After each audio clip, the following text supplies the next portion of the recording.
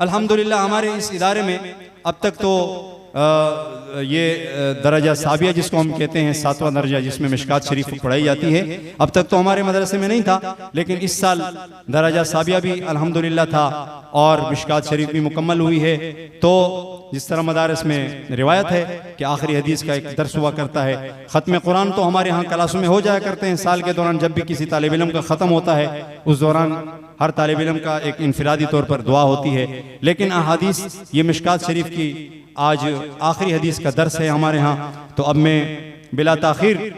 دعوت دیتا ہوں ہمارے اس ادارے کے بانی روح رواں اور جن کی محنتوں اور کاوشوں کا یہ نتیجہ ہے کہ آج ہمارے ہاں الحمدللہ ایک جامعہ قائم ہے اور دین کا کام ہو رہا ہے دن رات۔ تو میں دعوت دیتا ہوں استاذ العلماء، استاذ الحدیث حضرت مولانا محمد عظمت اللہ صاحب دامت برکاتہم العالیہ کو کہ وہ اسٹیج پر تشریف لائیں اور طلباء کو آخری حدیث کا درس ارشاد فرمائیں۔ بسم الله الرحمن الرحيم. وعن بهز بن حكيم عن أبيه عن جده رضي الله عنه أنه سمع رسول الله صلى الله عليه وسلم يقول في قوله تعالى: كنتم خير أمة أخرجت للناس. قال: أنتم تتمون 70 أمة أنتم خيرها وأكرمها على الله تعالى. رواه الترمذي وابن ماجه والدارمي. وقال الترمذي: هذا حديث حسن. نحمده ونصلي على رسوله الكريم. سب سے پہلے میں ان تمام علماء کرام جو اس مجلس کے اندر موجود ہے، خصوصاً استاد محترم حضرت مولانا بادشاہ گل صاحب، اللہ تبارک و تعالی ان کی زندگی میں، ان کے علم میں برکتیں عطا فرمائے۔ دوسرے علماء حضرات، شہر دور دور کے علاقوں سے آنے والے ہمارے مہمانان گرامی جو اس مدرسے کے انتظامیہ کی دعوت پر تشریف لائے ہیں، اس مبارک محفل جو ختم قرآن اور ختم مشکات شریف کے نام سے موسوم ہے، اس میں شرکت فرما رہے ہیں۔ اس کے علاوہ محلے کے جو حضرات یہاں پر شریک ہیں یا ہمارے طلباء کے جو رشتہ دار لواحقین جو اس مجلس کے اندر تشریف لائے ہیں، ہماری حوصلہ افزائی فرمائی، میں ان سب کا شکریہ ادا کرتا ہوں۔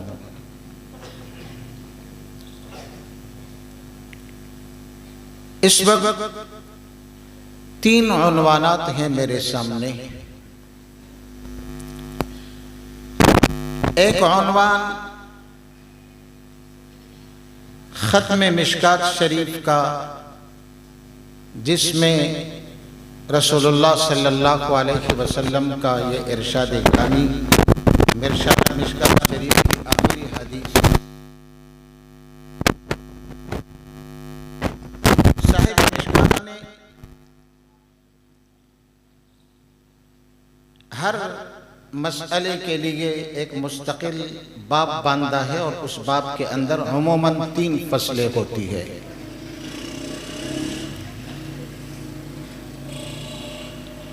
یہ آخری فصل کی آخری حدیث مبارک ہے۔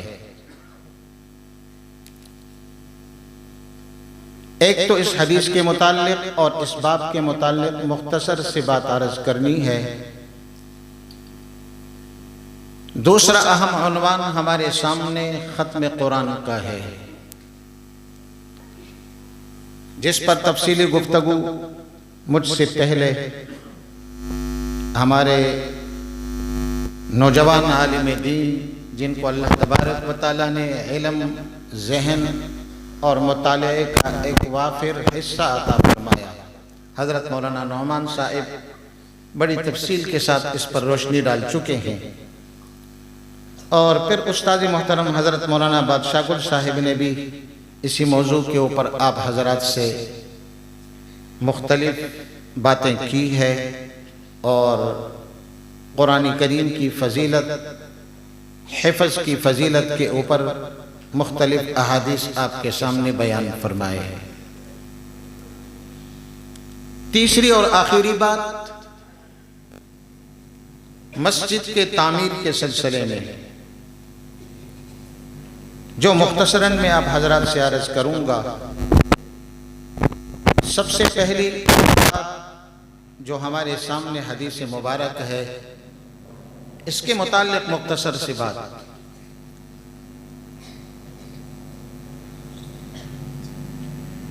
رسول اللہ صلی اللہ علیہ وسلم کی یہ امت، جس کو اللہ رب العزت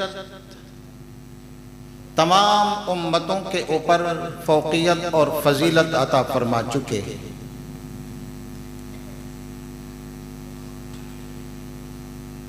اس باب کے اندر اس امت کی فضیلت اور فوقیت کو بیان کیا گیا ہے،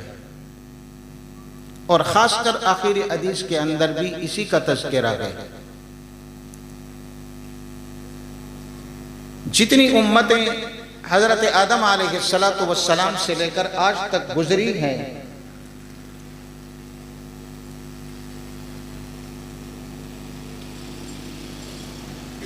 حضرت موسیٰ علیہ السلام کی امت، حضرت عیسیٰ علیہ السلام کی امت، اور دوسرے انبیاء اکرام علیہ السلام، ہر امت کی اپنی اپنی حیثیت اپنے زمانے کے اندر ضرور موجود تھی۔ اگر غور کیا جائے تو بنی اسرائیل، جن کا سلسلہ حضرت یعقوب علیہ السلام سے چلتا ہے، پھر جب حضرت یوسف علیہ السلام بائیوں کے وجہ سے مصر پہنچ جاتے ہیں، اور پھر اس کے بعد آپ کے بھائی، والدہ محترمہ سارے کے سارے مصر کے اندر آتے ہیں، اور بنی اسرائیل کا یہ پورا سلسلہ مصر کی طرف منتقل ہو جاتا ہے۔ تو ظلم کا ایک سلسلہ بنی اسرائیل کے اوپر فرعون کی طرف سے شروع ہوتا ہے۔ قبطی قوم جو فرعون کی قوم تھی، بنی اسرائیل کو اپنا غلام بنایا، یہاں تک کہ ان کے بیٹوں کو قتل کرتے تھے اور بیٹیوں کو زندہ رکھتے تھے۔ ساری تفصیلات قرآن کریم میں، احادیث میں، تاریخ کے اندر موجود ہے۔ حضرت موسیٰ علیہ السلام کے واسطے سے اللہ تبارک و تعالیٰ نے اس قوم کو نجات دی، لیکن جیسے قرآن کریم پڑھنے والے جانتے ہیں، سمجھنے والے جانتے ہیں کہ بنی اسرائیل، یہود کا یہ قوم انتہائی شریر قوم گزری ہے، اور آج بھی دنیا کے اندر یہود کی خباثت، یہود کی شرارت، یہ دنیا کے سامنے بالکل ظاہر ہے۔ اس کے بعد اس قوم کو اللہ تبارک و تعالیٰ نے پھر عروج نصیب فرمایا، اور حضرت دانیال علیہ السلام کا زمانہ آتا ہے۔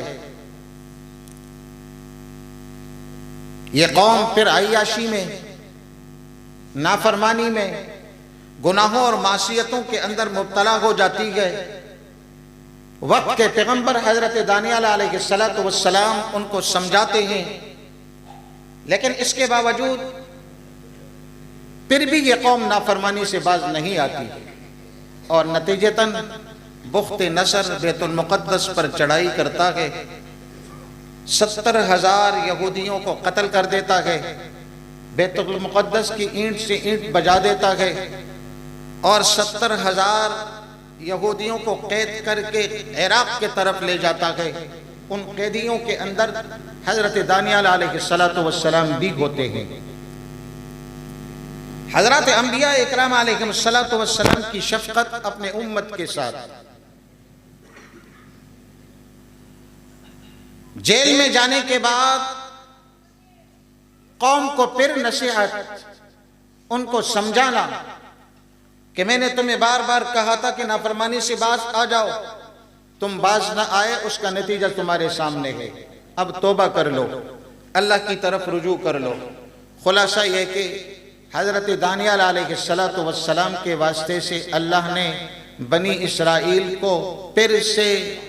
بیت المقدس کی حکومت اور سلطنت عطا فرمائی اور پھر عروج عطا فرمایا۔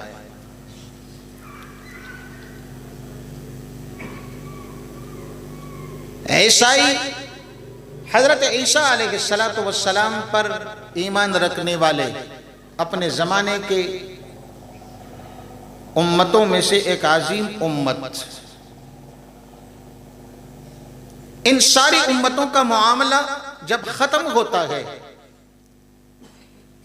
اور سب سے اخیر میں آنے والے خاتم النبیین جناب محمد رسول اللہ صلی اللہ علیہ وسلم دنیا میں تشریف لاتے ہیں، تو اب حضرات کے علم میں ہے کہ یہ وہ زمانہ ہے جہاں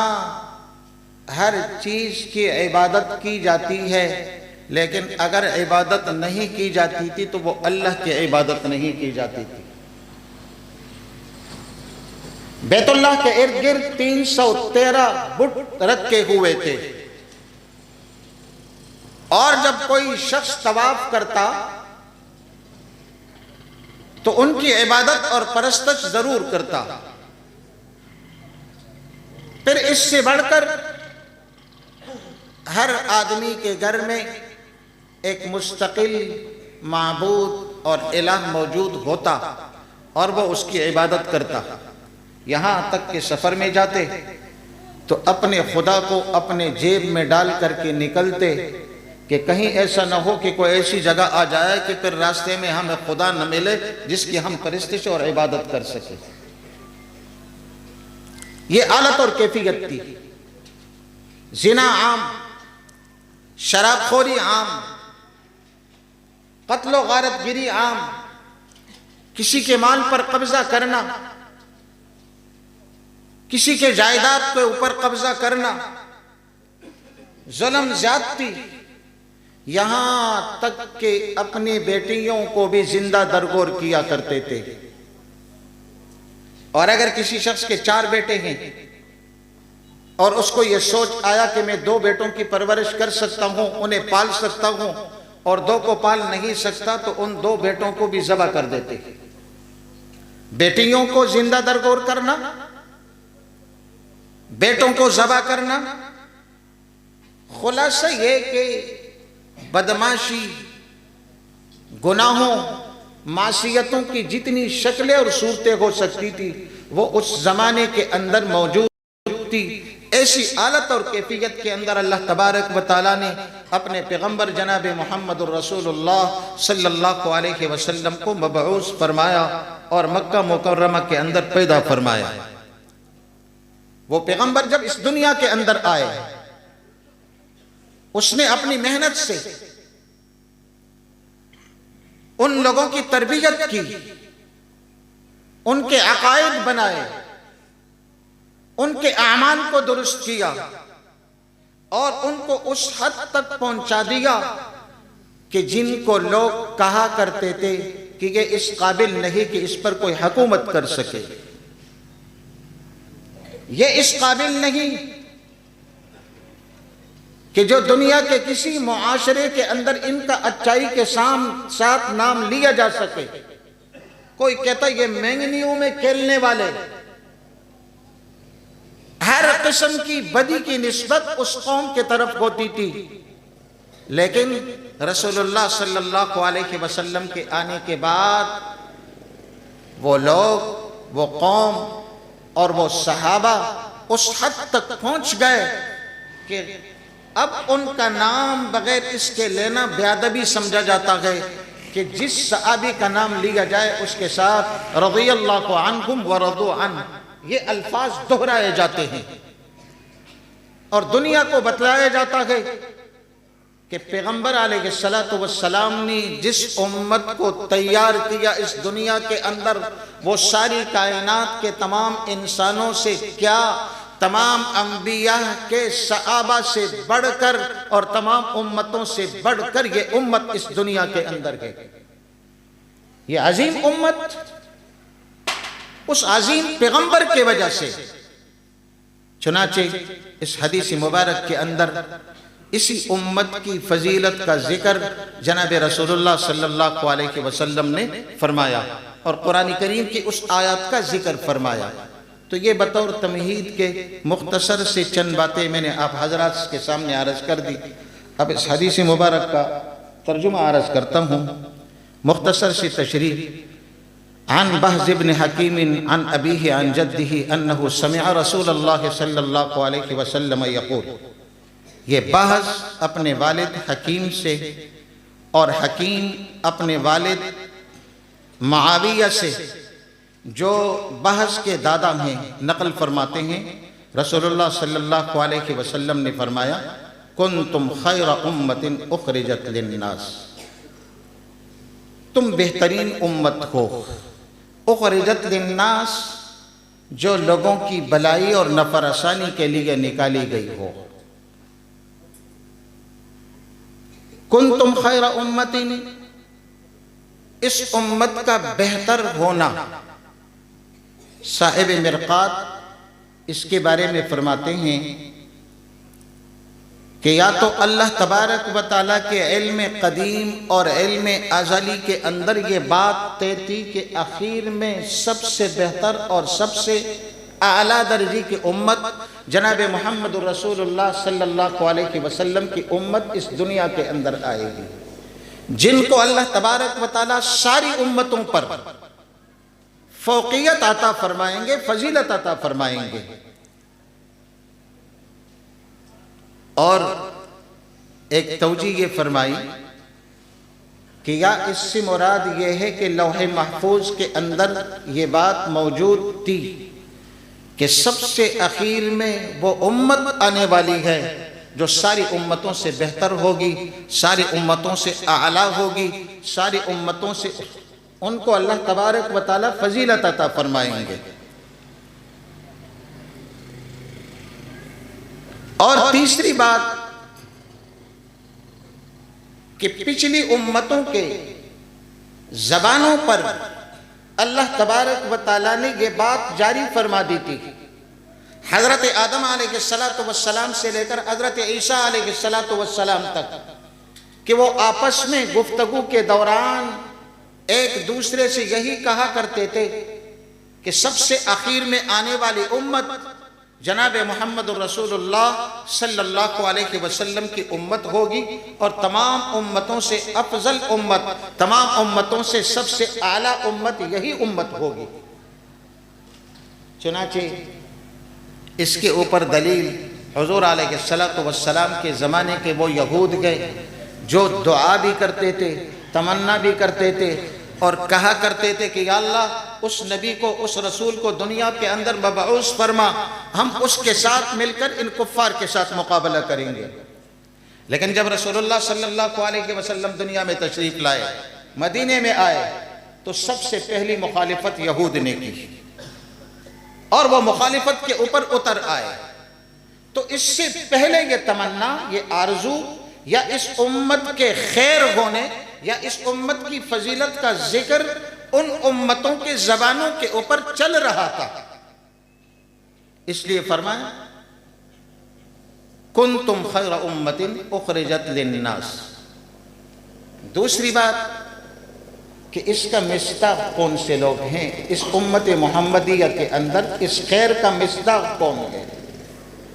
یعنی اس خیر کے اوپر کون سے لوگ ہیں اور کون سے لوگ اس کے اوپر پورا اترتے ہیں۔ چنانچہ شارحین حضرات لکھتے ہیں کہ یا اس سے حضور علیہ السلام کی ساری امت جو ایمان اور اعمال صالحہ کے اوپر ہیں، ساری کی ساری امت اس خیر میں داخل گئے اور اس فضیلت کے اندر داخل گئے۔ بعض حضرات نے فرمایا کہ اس سے مہاجرین کی جماعت جو حضور علیہ السلام کے ساتھ ہجرت کر کے آئے،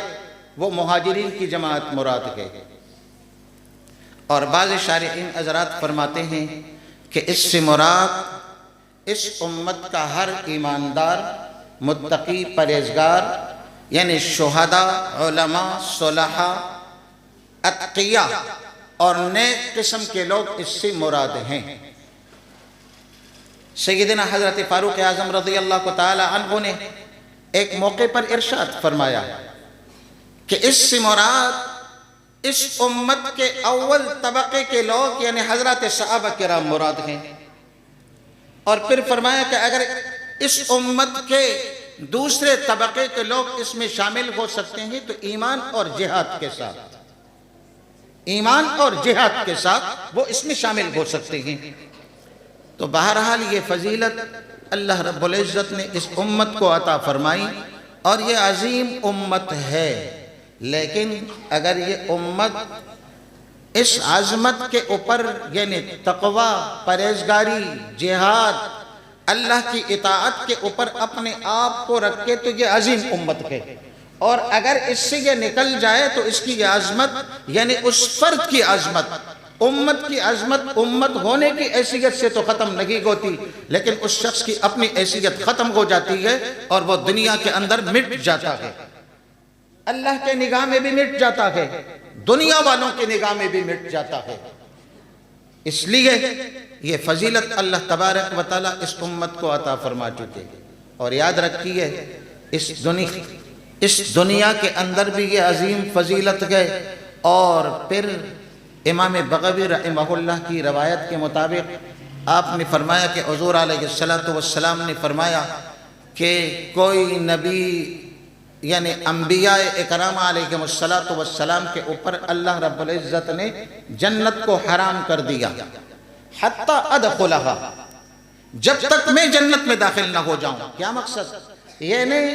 سب سے پہلے جنت کے اندر داخل ہونے والے جناب محمد رسول اللہ صلی اللہ علیہ وسلم کی ذات ہوگی۔ جب تک آپ جنت میں داخل نہ ہو جائے، کوئی نبی حضرت آدم علیہ السلام سے لے کر جناب عیسیٰ علیہ السلام تک جنت میں داخل نہیں ہو سکتا۔ اور پیغمبر علیہ السلام نے فرمایا کہ کوئی امت اس وقت تک جنت میں داخل نہیں ہو سکتی حتی تدخلہا، یہاں تک کہ میری امت یعنی تم اس میں داخل نہ ہو جاؤ۔ تو یہ فضیلت حضور علیہ السلام کے برکت سے اللہ تبارک و تعالیٰ نے عطا فرمائی۔ کنتم خیر امت اخرجت للناس قال انتم تتمون 70 امتا انتم خیرها و اکرمها علی اللہ۔ فرمایا کہ تم 70 امتوں کو تمام کرنے والی ہو، مکمل کرنے والی ہو، اور تم ان امتوں میں سب سے بہتر، اعلیٰ اور افضل ہو اللہ کے نزدیک۔ 70 امتوں کو کیا مراد ہے؟ حضرات علماء لکھتے ہیں کہ اس سے مراد تحدید نہیں بلکہ تکثیر ہے، یعنی اس کے حد کو بیان نہیں کر رہے ہیں کہ 70 امتیں ہوں گی، بلکہ کثرت کی طرف اشارہ ہے۔ جس طریقے سے مختلف احادیث کے اندر جہاں کوئی تعداد کسی عمل کی فضیلت میں ذکر ہوتا ہے تو وہاں یہ تذکرہ ضرور آتا ہے کہ بھائی یہ کوئی حد مقرر نہیں، 70 کی، 75 کی، 100 کی، 1000 کی، یضاعف لمن یشاء۔ یہاں بھی اسی طریقے سے ہے کہ کہ یہاں تکثیر کی طرف اشارہ ہے، ساری امتیں، اور بعض علماء حضرات فرماتے ہیں کہ اس سے مراد بڑی بڑی امتیں مراد ہیں، اور وہ بڑی بڑی امتیں 70 کی تعداد میں تھی، اس لیے 70 کا ذکر یہاں پر فرمایا، تو تمون 70 امتاً، لیکن ان ساری امتوں کے اندر سب سے فضیلت والی، سب سے اعلیٰ مقام جو اللہ تبارک و تعالیٰ نے عطا فرمایا وہ جناب رسول اللہ صلی اللہ علیہ وسلم کی امت کو عطا فرمایا۔ حضرات مفسرین نے اس آیات کے تفسیر میں جو مختلف قسم کی باتیں لکھی ہے، ایک مغالطہ عام طور پر لوگوں کے ذہن میں یہ ہوتا ہے کہ امر بالمعروف اور نہی عن المنکر،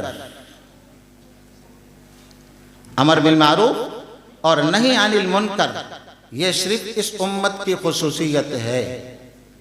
حالانکہ تمام مفسرین نے لکھا ہے۔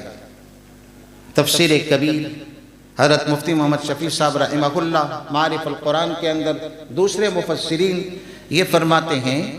کہ پچھلی امتوں کے اندر بھی امر بالمعروف اور نہی عن المنکر کا سلسلہ موجود تھا، اور قرآن کریم کی آیت بھی دلالت کر رہا ہے، ایک نہیں کئی آیاتیں اس بات کے اوپر۔ اب سوال یہ ہے کہ اس امت کو امر بالمعروف اور نہی عن المنکر کے وجہ سے یہ اتنی بڑی فضیلت کیسے حاصل ہو گئی؟ تو تفسیر کبیر والے لکھتے ہیں کہ عمومی طور پر نہی عن المنکر، برائی سے روکنا، اس کے 3 درجات ہیں، جیسے کہ حدیث میں بیان فرمایا۔ سب سے پہلا درجہ یہ ہے من رأى منکم منکرا فلیغیرہ بیدہ، ہاتھ سے روکے، اور اگر اس کی طاقت اور قوت نہ ہو تو پھر زبان سے فبلسانہ، اور اگر زبان سے بھی کہنے کی قوت اور طاقت نہ ہو تو سب سے آخری درجہ یہ ہے کہ دل سے اس کو برا سمجھے، اور اس کو اضعف الایمان کہا ہے کہ ایمان کا سب سے کمتر درجہ یہ ہے، اور ایک حدیث کے اندر فرمایا کہ اس کے بعد ایمان کا کوئی درجہ نہیں ہے۔ تو یہاں ہاتھ سے روکنے کے اندر فرماتے ہیں کہ جہاد بھی داخل ہے، اور پچھلی بہت سی امتوں کے اندر جہاد کا یہ حکم ہی نہ تھا، لہذا ہاتھ کے ذریعے سے روکنا، زبردستی منکر سے روکنا، ناجائز امور سے روکنا، جہاد کے ذریعے سے یا حکومتی قوت کے ذریعے سے، جو اللہ تبارک و تعالیٰ نے اپنے احکامات ایک اسلامی حکومت کے اوپر لازم کر دیا کہ اس کو دنیا کے اندر نافذ کرے، یہ دونوں طریقے ہیں۔ اور چونکہ یہ سلسلہ پچھلی امتوں میں کامل درجے کا نہیں تھا، اس لیے یہ فضیلت اللہ نے اس امت کو عطا فرمائی کہ تأمرون بالمعروف وتنہون عن المنکر، یہ زبردستی کے طور پر بھی اس کو روک سکتے ہیں جہاد میں، اور حکومت کے طور پر یہ دونوں سلسلے قائم ہو سکتے ہیں۔ بہرحال علماء نے تو بہت کچھ لکھا ہے، لیکن مختصر طور پر میں اسی کے اوپر اس حدیث کے سلسلے کو ختم کرنا چاہوں گا۔ باقی رہا سلسلہ ختم قرآن کا، تو ان حضرات نے آپ کے سامنے تفصیل کے ساتھ قرآن کریم کے ختم کے اوپر ساری باتیں عرض کر دی ہے۔ میں چند باتیں آپ حضرات کے خدمت میں ضرور عرض کروں گا۔ یہ عظیم موقع ہے، اور اللہ تبارک و تعالیٰ نے آپ حضرات کو علم کے لیے، قرآن کریم کے لیے، قرآن کریم کے حفظ کے لیے، اس کے ناظرہ پڑھنے کے لیے چن لیا، منتخب کر لیا۔ یہ اس مالک کا کرم ہے، اس کا فضل ہے، اس کی رحمت ہے، اس کی مہربانی ہے، اور اس نے اپنے فضل سے آپ کو دنیا کے اس عظیم کلام کے لیے چن کر آپ کو یہ اعزاز اور یہ فضیلت بخشی ہے۔ ورنہ آپ جیسے بچے دنیا کے اندر کوئی کم تو نہیں، جو گلیوں کے اندر پھرتے ہیں، جن کو کوئی آداب کسی چیز کا کوئی پتہ نہیں، اور اگر دنیاوی اداروں کے اندر، اسکولوں میں، کالجوں میں، دوسرے جگہوں پر پڑھنے والے ہیں، تو وہ حضرات بھی اپنے جگہ پر، لیکن علمی اعتبار سے، قرآن اور حدیث کے اعتبار سے اگر ان کی زندگیوں کو جانچا جائے، دیکھا جائے، اس پر غور کیا جائے، تو آپ کو مکمل طور پر برعملی کی زندگی کے سوا کچھ نظر نہیں آئے گا۔ اور اللہ نے جو اعزاز ایک حفظ کرنے والے بچے کو دی گئے، میں عمومی طور پر اپنے طلباء سے عرض کرتا ہوں کہ اگر 1000 اسکول اور کالج کے طلباء کے درمیان ایک حافظ قرآن بچہ کھڑا ہو جائے، میں کہتا ہوں اللہ کی قسم ان 1000 بچوں کے چہروں پر وہ نور آپ کو نظر نہیں آئے گا جو ایک حافظ قرآن کے چہرے کے اوپر آپ کو نظر آئے گا۔ یہ وہ قرآن کی عظمت ہے، یہ وہ قرآن کی فضیلت ہے جو اللہ نے آپ کے چہرے کے اندر رکھ دیا ہے۔ تو اس لیے اپنی قدر کم نہ جانو، اپنے آپ کو کمتری کا شکار مت بناؤ، اور احساس کمتری کے اندر مبتلا مت ہو۔ روزی اللہ تبارک و تعالی غیب سے دے گا، اور اتنا دے گا کہ کبھی آپ کو کمی نہیں ہوگی۔ وہ ہمارے ایک شاعر ہیں سلمان گیلانی، وہ اپنے اشعار کے اندر مزاحیہ طور پر وہ کہتے ہیں کہ کسی مشاعرے کے اندر فرماتے ہیں کہ بھائی آپ لوگ ناراض مت ہونا، یہ حافظ، یہ قاری، یہ عالم، میں نے آج دنیا کے اندر کوئی ایسا عالم، کوئی قاری، کوئی حافظ نہیں دیکھا کہ اس کے بارے میں کسی نے یہ کہا ہو کہ یہ بھوک سے مر چکا ہے۔ فرماتے ہیں کہ یہ تو دیکھا ہے کہ کھاتے کھاتے مرتے دیکھا ہے، کہ اتنا کھا گئے کہ اس زیادہ کھانے کی وجہ سے مر گئے، لیکن کبھی یہ نہیں دیکھا کہ کوئی حافظ، کوئی عالم بھوک سے مر گیا۔ اور پھر فرماتے ہیں کہ بھائی اگر چینی 70 روپیہ تو کیا، 100 روپیہ تو کیا، اگر 70,000 کا بھی ہو جائے تو تب بھی ہمارے حلوے بند نہیں ہوں گے، تب بھی اللہ تبارک و تعالی ہمیں عطا کرے گا، اس میں کمی نہیں آئے گی۔ اور میں اپنی زندگی کے اندر آپ طلباء سے یہ عرض کروں کہ اس قرآن کے برکت سے اللہ نے جو اعزاز دیا، اس کے وجہ سے اللہ نے جو کھلایا پلایا، آپ دنیا کے پیسوں والوں کے درمیان بیٹھ جاؤ، اتنا انہوں نے نہ کھایا ہوگا نہ پیا ہوگا، نہ اتنا اعزاز کے ساتھ اللہ نے ان کو دیا ہوگا۔ یہ ساری چیزیں دنیا کے اندر دیکھی ہے اور چل کر دیکھی ہے۔ ایک مرتبہ موزمبیق افریقہ میں ایک دوست کے گھر پر دعوت ہوئی، میں گیا، اس میں شریک ہوا۔ وہ ایک دوست ساتھ بیٹھا ہوا تھا، مصطفیٰ نام ہے، ابھی بھی ان سے رابطہ ہے ہمارا۔ تو کچھ تکے بنے ہوئے تھے، تو سامنے جب رکھے ہوئے تھے تو مجھے کہنے لگا کہ مولانا آپ جانتے ہو یہ کیا چیز ہے، کس چیز کا گوشت ہے؟ تو میں نے کہا مجھے تو دیسی مرغی لگ رہی ہے، چونکہ اس کا گوشت ذرا مضبوط تھا، پکا تھا، فارمی مرغی کی طرح نہیں تھا۔ تو ہنس کر کہنے لگا چپکے سے میرے کان میں کہ یہ خرگوش کا تکہ ہے، لیکن زور سے نہیں بولنا۔ جس شخص نے دعوت کی تھی اس کا نام فاروق تھا، اس نے کہا کہ میرے اور فاروق کی بیوی خرگوش کا گوشت نہیں کھاتے ہیں، آج ان کو خرگوش کا گوشت کھلانا ہے، آج ان کو خرگوش کا گوشت کھلانا ہے۔ اس وجہ سے تو اللہ تبارک و تعالی اعزاز کے ساتھ آپ کو کھلائیں گے، کوئی کمی اس کے اندر نہیں ہوگی۔ اور پھر دیکھیں گے دنیا کے علوم، عصری علوم، چاہے وہ ڈاکٹری ہو، چاہے وہ انجینئرنگ ہو، چاہے وہ قانون دانی ہو، چاہے دنیا کا کوئی دوسرا فن ہو، ان تمام فنون کے اندر کسی بھی فن میں، کسی بھی عصری علم کے اندر آپ کسی حدیث کے اندر نہیں دکھا سکتے ہو کہ کوئی انجینئر، کوئی ڈاکٹر، کوئی قانون دان کسی اپنے رشتہ دار کو، باپ کو، ماں کو، بھائی کو، بہن کو، کسی اور رشتہ دار کو قیامت کے دن ہاتھ سے پکڑ کر جنت کی طرف لے جائے گا۔ اگر یہ اعزاز اللہ تبارک و تعالیٰ نے دیا ہے تو صرف اور صرف حافظ قرآن کو دیا گیا۔ یہ اعزاز حافظ قرآن کو اللہ تبارک و تعالیٰ نے دیا ہے۔ اس لیے مبارک ہے وہ لوگ جنہوں نے اپنے بچوں کو قرآن کریم حفظ کرایا، مبارک ہے وہ لوگ جنہوں نے اس کلام کے ساتھ اپنا رشتہ اور ناطہ جوڑا، مبارک ہے وہ لوگ جو خیرکم من تعلم القرآن کے مصداق بنے کہ ساری کائنات میں اگر کوئی بہتر شخص ہو سکتا ہے تو وہ یہی قرآن کا پڑھنے اور پڑھانے والا ہے۔ یہ اللہ کے رسول کا ارشاد ہے، خیرکم من تعلم القرآن وعلمہ۔ اس لیے اس مبارک محفل کو مبارک سمجھ کر اور اپنے آخرت کا نجات سمجھ کر اس میں آپ حضرات کی شرکت بھی مبارک ہے، اور ان حضرات نے جو اس کے اندر شرکت فرمائی ہے، اللہ تبارک و تعالی جزائے خیر ان تمام حضرات کو عطا فرمائے۔ آخر میں آپ حضرات کے سامنے ہیں جو حضرات پرانے ہمارے ساتھ آ رہے ہیں کئی سالوں سے، اور الحمدللہ اس سالانہ